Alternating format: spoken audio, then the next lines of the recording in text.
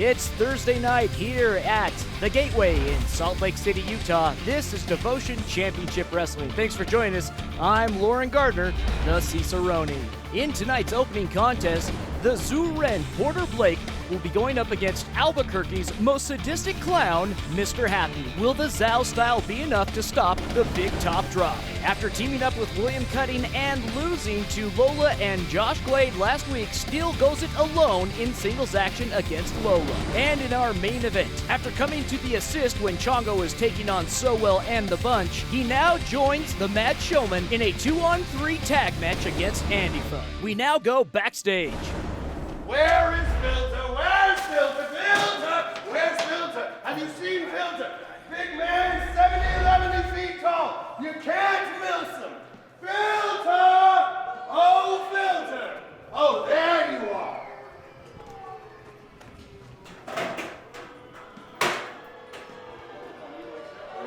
Let's get something straight, old chap. I don't need a partner.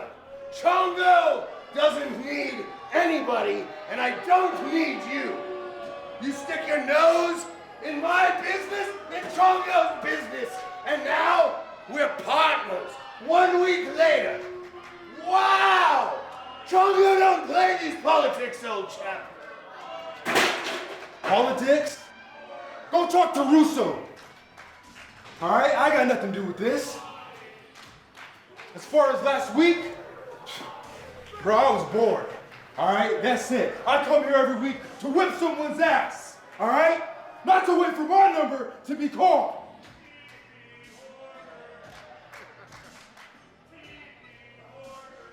For the record!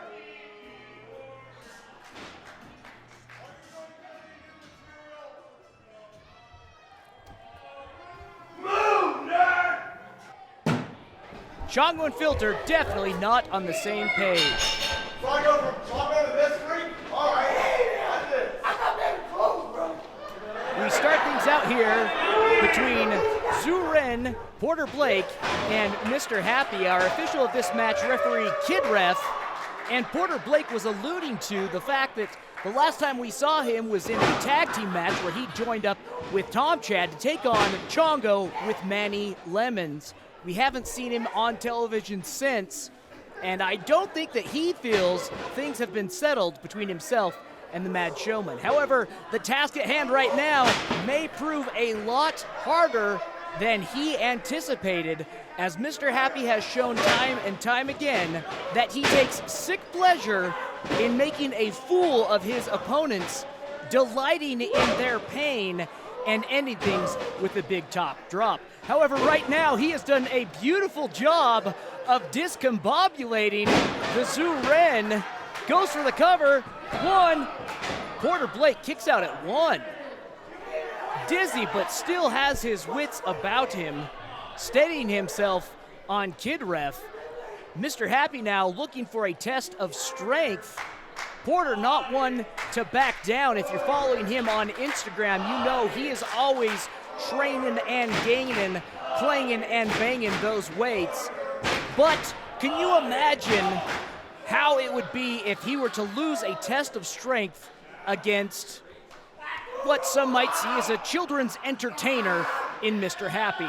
But Porter Blake not buying into it, instead trapping Mr. Happy's wrist in a Hapkido V-lock.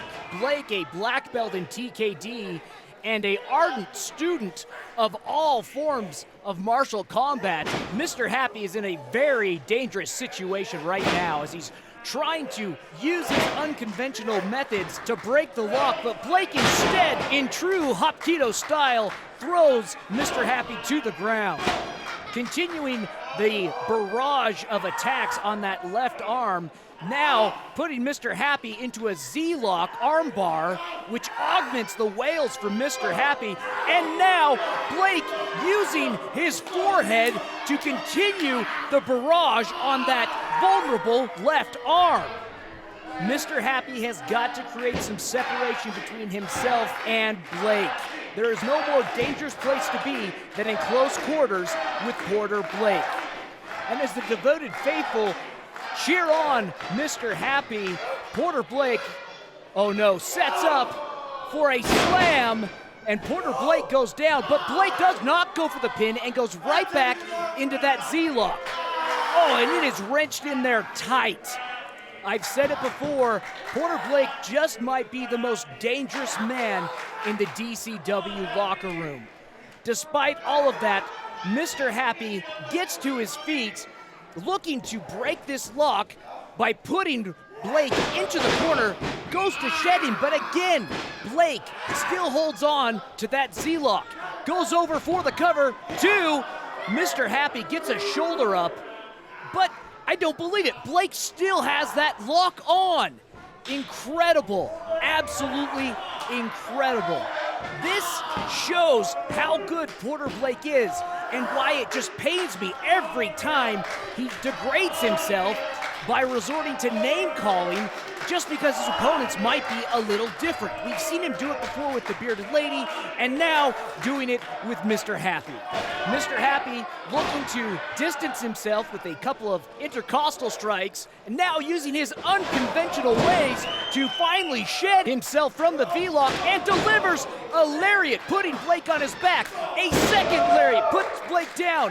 Back to his feet he comes, and a big drop kick.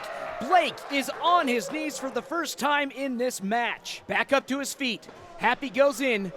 This is it, folks. Looking for the big top drop. But Blake knows it's coming and drops all of his weight, wrenching down on Happy's back. Throwing Happy into the corner. Blake now pitches him back to the center of the ring. We've seen Blake do this before, folks. He's looking for the Zow down. Delivered and goes for the cover. 2. That's it, folks. Ladies and gentlemen, your winner, Porter Blake. A dangerous man indeed is Porter Blake. Like him or not, he's effective and he gets the job done. He is always on point and always looking to attack. I would hope that Blake is trying to help Mr. Happy to his feet. Obviously, that is not the case. And this is what I was talking about. This is what pains me and sickens me about Blake. He's good enough that he doesn't need to resort to proving a point. Let your in-ring work speak for you. I mean, we teach that to students at day one. I'm sure that DCW management is taking notice, although I don't think his actions will be rewarded. In leading up to our next contest, earlier today we talked to Steele about her loss last week while teaming up with William Cuddy. Let's get the record straight. Cuddy and I aren't working together. We're not a team. I got involved in his match last week because Little Miss Rainbow Kitty Frou Frou got involved. You see where I come from? We take wrestling seriously. You don't know how many sacrifices I've made, how many bones I've broken, how much blood I've shed to get here. And Lola thinks it's some kind of a kid's show, a comedy, a joke. Fine. Lola, tonight, we'll see who gets the last laugh. With Lola, her friend and tag team partner as of last week, Josh Glade. No sign of William Cuddy, lending to what Steele told us earlier, that two of them are not a team. She only got involved to get a piece of Lola. Well, she's gonna get the whole plato de papas a la huancaína from Lola. That's a traditional plate in Peru.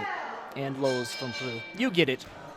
Ref Izzy has called for the bell. It sounded, and right off the bat, Lola goes to get a waist lock. Doesn't succeed. Now into a wrist lock. Brings down Steele and goes for La Casita. Gets her over. Steele rolls through. Both competitors back to their feet. Lola takes a running attack at Steele. Steele reeling. An arm drag brings Steele down. And now a drop kick puts Steele on her heels and taking a break outside of the ring. You know, this attitude that Steele has taken with Lola is not unlike what we've seen, even earlier from Porter Blake.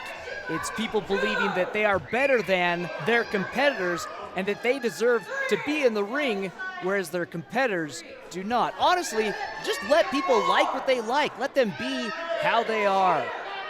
Steele pacing outside of the ring as Josh Glade watches on. Lola comes out of the ring. Steele jumps back in, and Steele awaits for Lola to return. In rolls Lola, and Steele immediately brings down Lola with a hammer fist, not once but twice, pulling Lola up to her feet. Steele goes on the offensive with a couple of forearms to Lola's chest. While Steele has words with Ref Izzy, she continues the attack on Lola. Now, looking to come off the ropes, Lola goes on the offensive with another running attack. Steele, perturbed, Lola comes in for a drop kick. Steele anticipates and avoids. As Lola's feeling the effects of a misopportune attack, Steele clinches on a sleeper hold. Ref Izzy there to make sure Lola can respond. And as the devoted faithful cheer Lola on, we do not see signs of her giving up. Steele looks to throw Lola in the corner. Lola catches herself and delivers a front thrust kick. Steele blocks a roundhouse punch and catches Lola, grabbing her by the ears, pitches her off the ropes. Lola able to stop the rebound, comes back in with a roundhouse only to have it blocked by Steele. Steele, who is now in ring control, slams Lola's head into the top turnbuckle. Ref Izzy starting to count to get her out of the corner. Steele whips Lola across the ring, catches Lola, puts her into a side carry position, and sidewalk slams Lola into the mat, goes for the cover. Lola kicks out at 2. And Josh Glade on the outside of the ring, audibly and visibly distressed by Lola's close call. But now Lola goes on the offensive, dealing multiple shots to the breadbasket, and now a snapmare. Lola comes off of the ropes, a running knee right to the chest of Steele. She's calling for an elbow. It lands. Steele still moving. She's getting to her feet.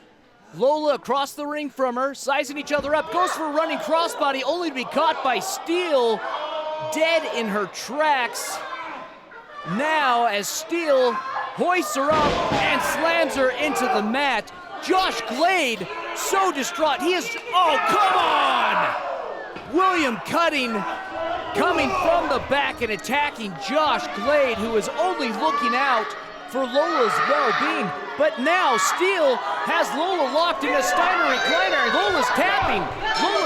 That's it. That's it.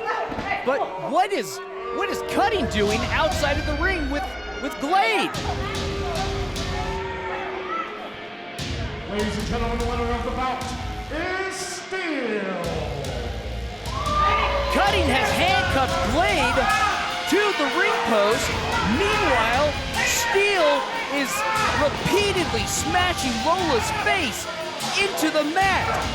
And there is nothing Josh Glade can do. He is literally bound to the ring post. Minha Nossa! He broke the cuffs. That she has reversed the decision. Therefore, the winner of this contest is Lola. So distraught was Josh Glade that he ripped apart steel handcuffs to come to the aid of his only friend. Waiting outside here at the gateway is Antifa with a statement.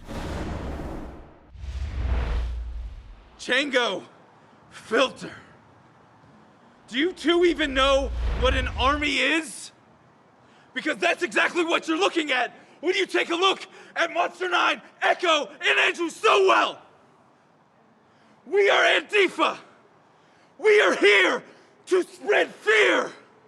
We are here to destroy everyone, leave no one standing in DCW. See, you two aren't even a real team.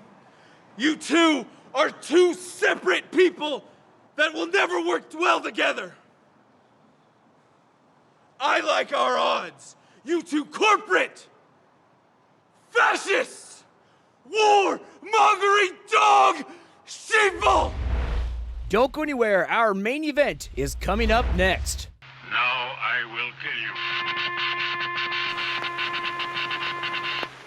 That he is dominant. Oh, and the butcher's hooks. Popularity. What is it made of? It's the man you are, man! Echo loads and...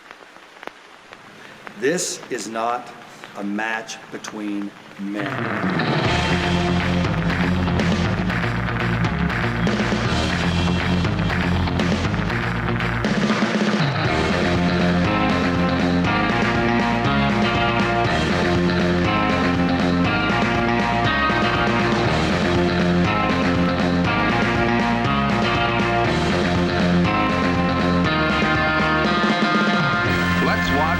See what makes people like one person and not another. This is our main event, folks. Lauren Gardner here, calling the action of what is set to be, I can only imagine, an extremely hard-hitting match between Antifa, Filter, and Chango. Echo is in the ring, starting things out for Antifa against Filter. Of course, these two have a history, as months ago when Filter was running roughshod around the locker room, Filter busted into the arena, throwing Echo right over the top rope and into the ring. It was a sight to behold. I'm sure Echo would like to set things straight with him. Echo off the ropes. Filter catches him and tosses him right into the air, turning Echo inside out. Definitely not the way Echo would have wanted to start this match, but he appears to be okay. He's on his feet. Oh, a slap. Returned. Great Gorilla Monsoon. That was one hell of a slap to the side of Echo's face. Off the ropes he goes. Filter with a snap scoop power slam. Did you see the speed? Men that large should not be able to move that quickly. Echo kicks out at 2. Andrew Sowell there ready to break things up if need be, but Echo still having so much strength in him, though I'm sure he is desperate for a tag at this point. Having tagged in Chango, Filter impedes Echo from escaping to his corner. Meanwhile, Chango employs a reverse handshake wrist lock, only to drop an elbow on Echo's already hyperextended arm. Chango tags Filter back in. Now this is very interesting, folks. These two clearly stated by themselves extremely independent, yet they are working cohesively as if they have tagged and have been a team for quite a while. Notice that Echo did not release that wrist lock until Filter was in complete control, ready to go on. But Echo seizes the moment in the change between competitors and delivers a devastatingly high dropkick to Filter's forehead. And Filter yanks back on Echo's arm so hard that the momentum reverses, throwing Echo face first into the mat. It is physics, folks. Echo choosing his targets wisely with repeated biceps femoris kicks. Now going for a shoot kick, only to have it blocked. And again, that momentum change so quickly puts Echo into the mat. Chopped back down again by Filter. Surely not the way that Echo wanted to settle things with Filter.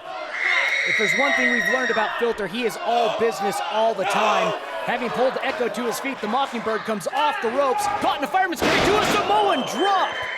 Luckily for Echo, as he was coming off the ropes, Monster 9 tagged himself in. Monster 9, who now makes himself known in the match with a giant enziguri, brings Filter into the Antifa corner, tags in Andrew Sowell. The two now in tandem going to town on Filter, who is up against the ropes, and Chango, trying to come to his aid, is put back in his corner by referee Ian. Antifa trying to make the best of their time alone in the ring with Filter, and oh, how it comes to bite them in the back. The big Greeley, Colorado native is fired up after taking on both Monster 9 and Andrew Sowell. Chango now comes into the ring. Andrew Sowell looking for refuge inside the ropes.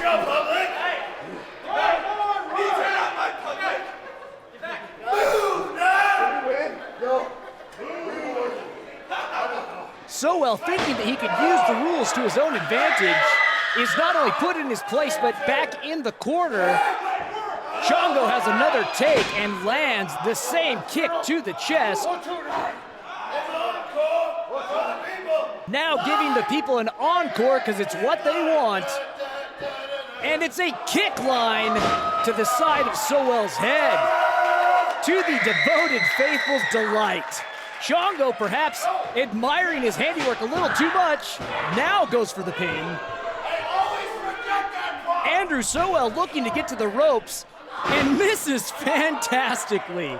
I'm not sure if Antifa has got any sort of medical plan, but he may want to look into getting some glasses. His depth perception is off a bit. Chango catches up to Sowell. Sowell pulls the Mad Showman right into the turnbuckles. I wonder if Chango has a dental plan. He might be smiling like Cesaro before this match is over. As Monster 9 is tagged in, Sowell relinquishes his hold, and Monster 9 puts the Mad Showman down with a slap to that, I'm sure already sore mouth. A big leg drop across the heart. 9 goes for the cover, and Chango kicks out at 1 with a quick glance over to his corner. I believe Chango is in need of a tag. Oh, for the love of Jimmy Valiant and the Boogie Woogie, man, don't pull on someone's beard. How many times do I say it? Chango looking to get back to his corner. Monster 9 grabs an ankle and tags in Andrew Sowell. Sowell, who is whitewashing Chango's face into the mat. Andrew Sowell looking to steal some of Chango's cheap pop, only to fall on the deaf ears of the devoted faithful. With 2 fistfuls of hair, Sowell pulls up and now pushes back down. Chango goes for the cover. 2. Chango gets a shoulder up at 2 3/8. Sowell needs to do a little bit more than just pull Chango around if he wants to get a pin. But thus far, keeping Chango from tagging in Filter seems to be working for Antifa. As opposed to the beginning of the match, it's now Antifa who's working as the cohesive unit as 9 drills Chango right in the breadbasket. Yeah, baby, all day! All day, you fascist! 9 puts Chango back down on the ground with a solid headbutt. Chango is reaching for Filter in vain. 9 quick steps over and slaps Filter across the mouth. Now full-on choking Chango. Monster! Andrew Sowell, the ring general of Antifa, directs Monster 9 to bring Chango over. And with Kenta Kobayashi ringing in my ears, Chango is going to be feeling that for some time. Now, it's the Mockingbird's turn. And shades of the USWA's nightmare, Danny Davis. Echo puts his stamp, literally, on Chango. Echo lines Chango up, shoots him across the ring. The Mad Showman rebounds and spears the Mockingbird into the mat. And this is where the rubber meets the road for Chango. He needs to decide if he's going to act as a team player or if he's going to go it alone. However, Monster 9 takes that opportunity away from him, pulling Filter off of the apron. Filter gets to his feet and slowly stalks 9 out amongst the devoted faithful. Oh! These 2 colossi are knocking each other cold enough to skate on. Out comes Chango, beating down on 9. Andrew Sowell looks to retreat, only in the fists of Chango. As referee Ian looks to regain some oh, meu Deus do céu! Filter almost took off Andrew Sowell's head with that elbow. Echo gains some speed, comes off the ropes, looks to fly, only to land on his Antifa comrades. Referee Ian starts the 10 count for Echo to get back in the ring. Filter returns to the ring, perhaps, yes, looking to help Echo with that 10 count, and slingshots him back into the ring. punchline not finished yet in the vice grip hands of Filter. A stalled out F-bomb. Filter turns back to business, and Chango goes for the cover. That's it, folks. Ladies and gentlemen, your winners, Filter and Chango. They may not call themselves a team, but they work together for a common goal, just like a team. Sowell drags the corpse-like vestiges of his fallen comrade out of the ring so that Filter can do no more harm. Filter, with a closed fist raised above his head, stands as a sentinel in the ring. But now, opening that fist,